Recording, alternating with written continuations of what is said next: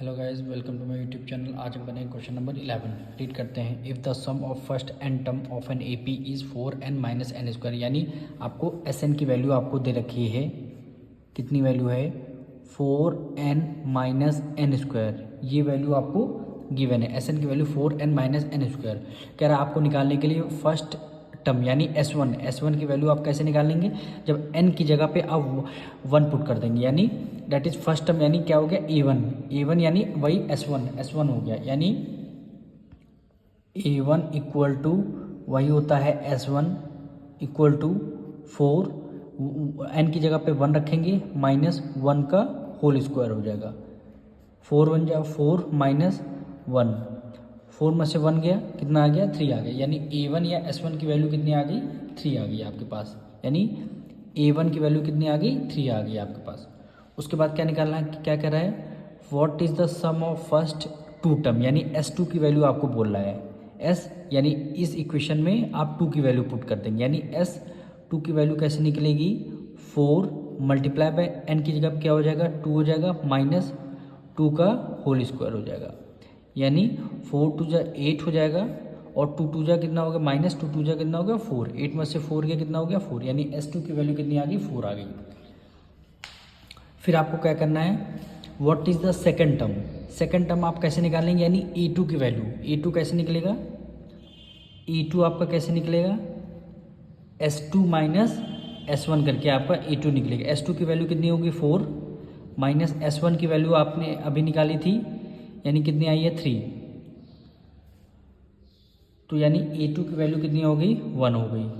आपको यहाँ तक आपने सारे निकल आए। What is the sum of first two term तक सारे निकल आए। What is the second term भी आपका A2 निकल के आ गया। उसके बाद क्या कह रहा है? Similarly find the third term and tenth term. Third term और टेंथ टर्म आपको फाइंड करना है। तो आप कैसे फाइंड करेंगे? सबसे पहले आप D निकालेंगे। D कैसे निकलेगा? A2 माइनस A1 करके। A2 की वैल्यू आपको 1 गिवन है, माइनस A1 की वैल्यू हमने अभी निकाली है 3। 3 में से 2 गया, -2 आ गया। D की वैल्यू -2 आ गई। अब आप निकालेंगे A3 की वैल्यू। A3 A10 और AN की वैल्यू। A3 कैसे निकलेगा? फॉर्मूला लगाएंगे, AN equal to A1 plus n minus 1 into D। n की वैल्यू कितनी रखी है आपकी? 3 रखनी है।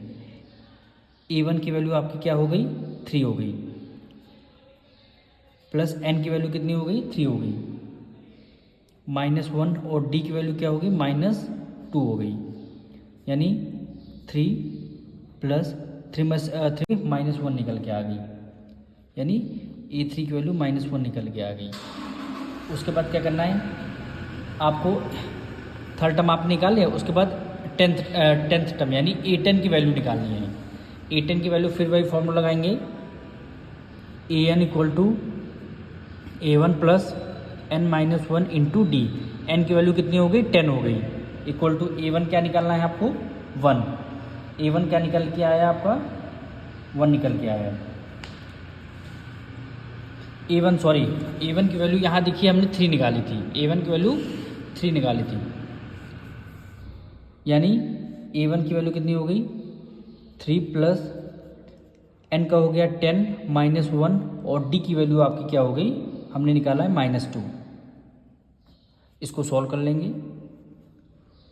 ये आपका 3 हो गया, प्लस 10 में से 1 गया 9, मल्टीप्लाई -2 हो गया आपका, यानी 3 प्लस माइनस 9 2 जा 18। 18 में से 3 गया, कितना हो गया? -15 हो गया। 18 की वैल्यू -15 हो गई। आपको nth टर्म निकालना है, यानी AN की वैल्यू।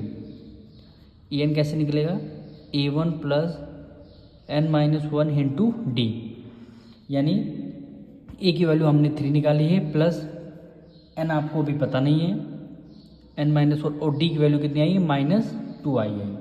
इसको सॉल्व कर लेंगे, यानी 3 -2 मल्टीप्लाई बाय n करेंगे तो कितना आ गया? -2 आ गया, प्लस माइनस माइनस क्या हो जाएगा? प्लस, और 2 1 जा 2 हो गया आपका। यहाँ पे n भी आएगा, क्योंकि 2 की मल्टीप्लाई n से करेंगे, -2n हो गया। ठीक है, अब देखिए 3 प्लस का है, 2 प्लस का है। 3 प्लस 2 कितना हो गया? 5, यानी 5 माइनस टू एन हो गया, ये एन ए एन की वैल्यू आपकी निकल के आ गई। ये क्वेश्चन में अगर एन दिया होता तो हम एन की वैल्यू पुट करके हमारा डायरेक्ट आंसर आता। अब मिलते हैं नेक्स्ट वीडियो में।